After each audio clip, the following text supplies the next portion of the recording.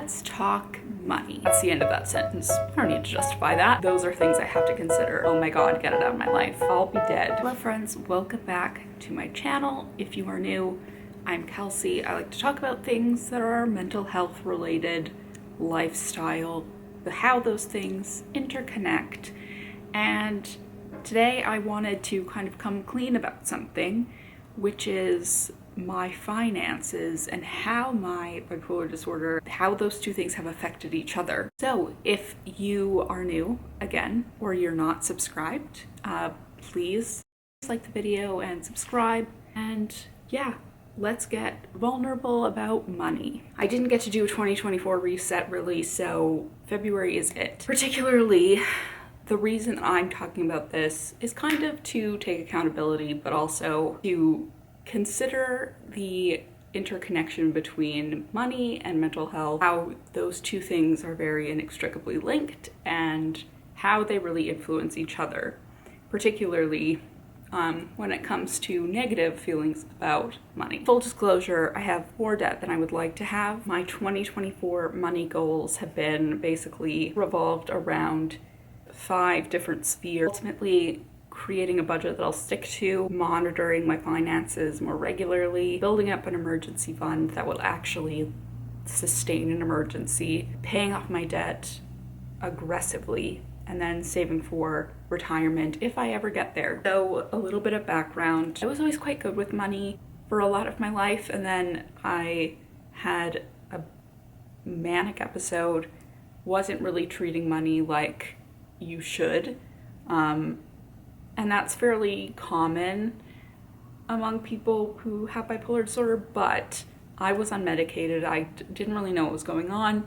I had spent a ton of money on credit that I didn't have. It was kind of a nightmare, and I didn't really think about the future because I didn't think that I would have much of a future, which is dark, but it's true. I did not even expect to be where I am today. So thinking about my financial future is actually something I have to do now, whereas before I was kind of not thinking about the future. I was in a you can't take this with you kind of headspace. I am now in a place where those are priorities. I really need to start thinking about that, and so I'll break this down. I have 2 sources of income. I have my full-time job, and then I do contract work on the side.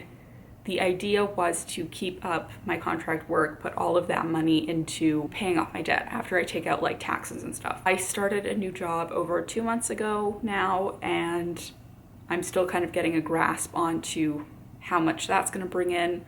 I get paid semi-monthly instead of bi-weekly, which means I get paid twice a month no matter what, on the 15th and 30th. On shorter months, my paycheck is less. On longer months, my paycheck is a little more, but it kind of balances out in the end. However, I am also paid for that job as a contractor. Because they're an American company, I am paid as a contractor. I have to take out all my taxes and stuff myself, and so that is an extra thing that I have to do. That supplementary contract income is designed to help me first pay off my debt, to build up retirement and emergency savings and all of that nonsense. I try to keep my expenses rather low. Pretty much right now I only have a few non-negotiable expenses. I have obviously like my rent, prime. I hate giving my money to the Devil's Corporation, but I don't have a car right now, so this is the life we have to live. My iCloud, my renter's insurance, my power, my Kindle,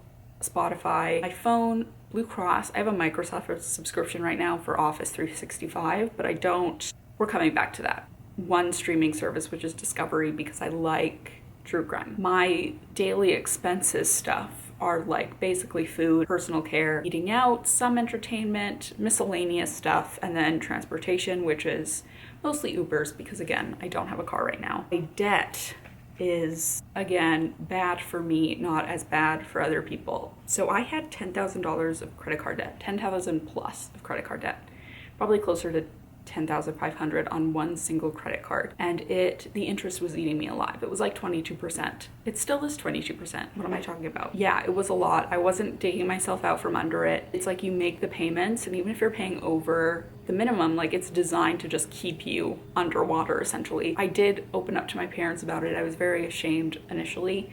But I got to the point where I just couldn't be anymore, because if I had any hope of getting out of it, I was like, I can't do it while the interest is racking up as it is. So I paid off about half of it with the help of a personal loan from family, and then I'm paying that back. I'm paying that back in a less urgent way because there is no interest, and the understanding I have with that person is that I'll pay it off once I pay off the really, really high interest debt. So the debt that I currently have is with my MasterCard, my federal student loan, and then my provincial student loan, both of which are actually, I put myself on repayment assistance. I've been on repayment assistance since like 2019, and I've just kept reapplying, and they kept like being okay. But I don't think I can do it anymore. I don't think I qualify with my income. So I'm going to have to, I do want to call them and see if I can at least get the federal loan payment, minimum payments reduced, because they're not the biggest payment, but they're also at zero interest, so it doesn't really make a whole lot of sense for me to like try and pay that one off aggressively. My non-negotiable bills kind of end up being around $1,300 if I'm lucky, as they are now, which is like a very simple breakdown, again, without a car. My expenses, I can usually get away with about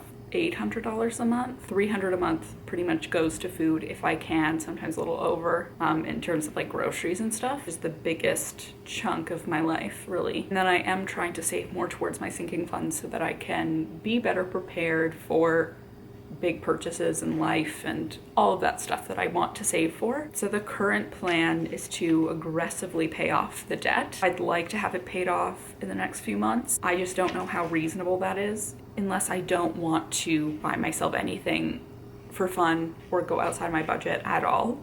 I need to get a new credit card that I'm going to use responsibly, but I can use for every day, but get points, because currently my bank, my checkings, obviously charges me, because that's what they do. They charge me for my account, and then if I go over the transactions they allow me, they charge me for that.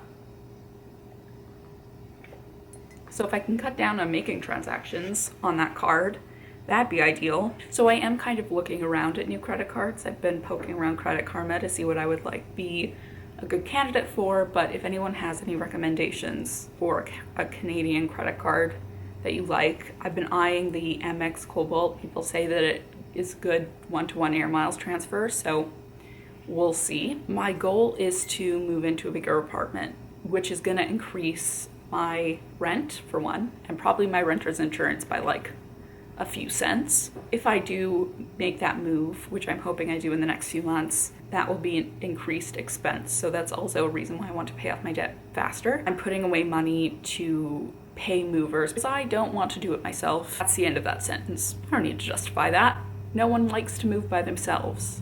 I can't do it anymore. But I do need a vehicle. I live in a very car-centric city. Like most North American cities, need to start putting money for a down payment. I will have to finance a car. I don't think given the car market right now, there's just no way I'm going to be able to buy a car in cash with the amount of time that I need a car. I have to remember that once I get a car, the expenses will go up in terms of like a car payment, car insurance, gas, and maintenance, which are other things that are going to have to get added to the budget, such as life. Those are things I have to consider. Then the next thing is to focus on my retirement. Obviously, I'm putting in about the least amount I can get away with each paycheck. I have until the end of February to do my contribution for last year, 2023, and then I can focus on like 2024. Again, my contractor income, I can take all of that once the debt's paid off and put it all towards my RSP so that I can max it out. But ultimately, my debt had a $10,500 balance on that card about a year ago. I paid off half of it with a loan. There is still a remaining $5,500 on it. I have not put any other purchases on it. It's really just not in use. It's just, I need to pay this off. Oh my God, get it out of my life. In fact, I think it might even be less. I think it might even be around 5,000 because I've been aggressive.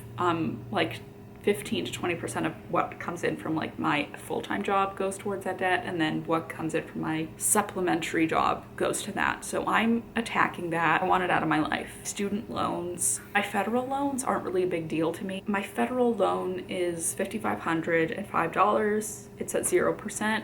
Allegedly, it's going to be at 0% forever. I don't know. I hesitate to think that, oh yeah, that's how it's going to be, but that's what they're saying, so I'm taking it to heart. I'm trusting them. My provincial loan is the chunky loan. It is $11,303 and change.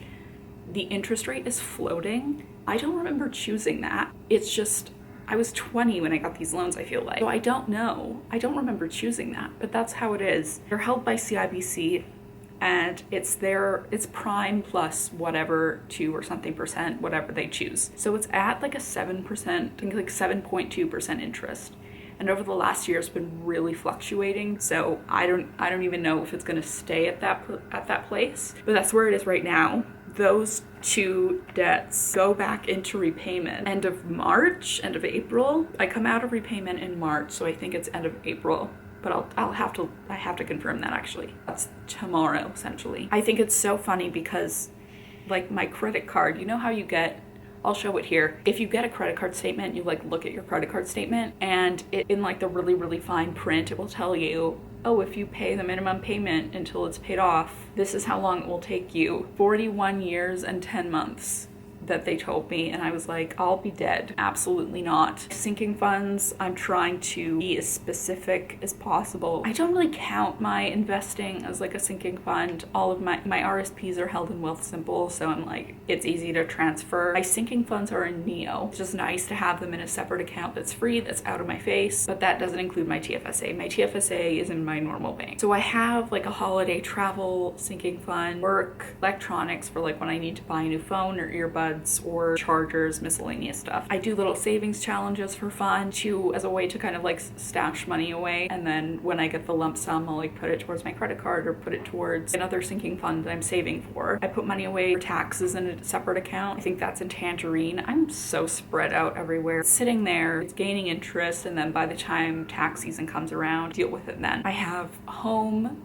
sinking fund, gifts, annual subscriptions. Those tend to be like my Grammarly, which I think I can write off on my taxes, but I should double check. Todoist, whatever annual subscriptions I have, it falls under that. Health, I put money in there and then I use it to get my prescriptions every month, contact lenses, glasses, and all that stuff. Take care of my luxury body parts. And then I'm saving up for a vehicle, so I put money away for that, and then moving. That's all held in Neo. My emergency fund is in the Neo high interest savings account, like 4% interest. So I've been putting my emergency fund in there, just leave it. Other Neo account, because it's my rotating sinking funds, like I kind of pull out of there. So it's just easier to have it separately in that way. I use a spreadsheet, a Google spreadsheet. I'll put a little thing about like what I used. I bought it on Etsy. I'll put the listing here if I can find it. And you can like look, they're all the same. You can't convince me that they're not, but there's like a million on Etsy. That's what I use, but I also still like write things down because I do get paid weird. I can budget my month on a spreadsheet, but I get paid on the 10th, the 15th, and the 30th. So it kind of makes it interesting to budget in a month context. I'm still like a pen to paper kind of person sometimes. I'm very excited about my 2024 plan. I'm really excited to have a new job that allows me to pay off my debt in a more accelerated fashion. Now that I've kind of gone through like the plan for me, I did kind of also want to touch on the connection that there is between mental health and money. Bipolar really messes with your mood and your energy and your ability to adult. It sometimes gets overlooked that how it can impact your finances sometimes. I think people who have bipolar disorder know how it can ruin your finances by making big elaborate purchases or just not paying attention, you know, being in a hypomanic/manic state, doing irresponsible things, and that affecting your finances. You know, when you're feeling high, you may go on a spending spree. When you're feeling low, you can struggle to like manage your money. Overspending in the highs be a real problem. You feel like you have unlimited funds, and then before you know it, you've like racked up all this credit card debt, and then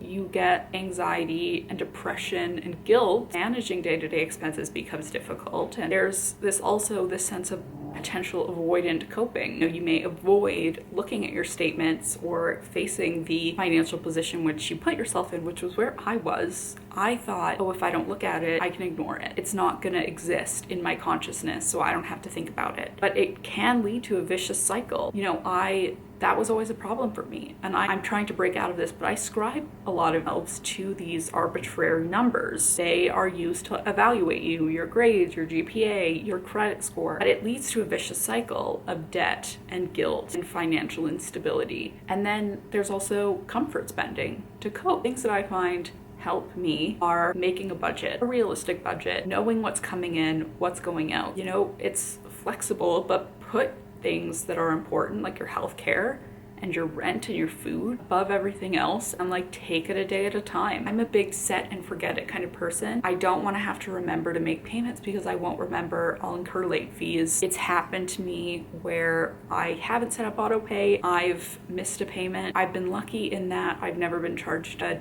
extra fee because of it, but it's like auto pay exists for a reason. It's just way easier to see things come out automatically, know when they're coming out, not having to actually go in and take the time to physically pay them. I don't buy on a whim anymore. This can be harder for some people than others in any state of mind. I've started to make a list on Todoist. So I have like a shopping list of everyday items that I need when it comes to my brain. But when it's larger purchases, I just put it on this list. The links, I do whatever I need to do to make it all in one place, and then I just leave it there. And if I want it, and then it stays on the list, but I make sure that I have the money in my sinking fund, or I'm making a plan to buy it. I'm not just mindlessly spending, getting it because I want to, but instead getting it when I need it because I need it. And this is especially true when I'm feeling a little higher. When I'm on a down, I find that I don't spend as much money. I'm on a high, it's easy to get